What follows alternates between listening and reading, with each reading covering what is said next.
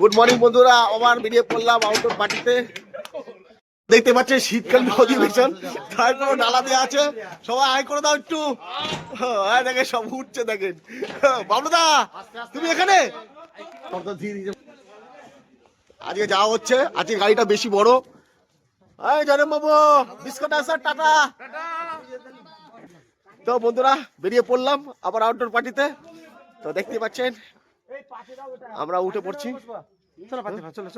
দেখতেই পাচ্ছেন আজকেও একটু কুয়াশা কম আছে।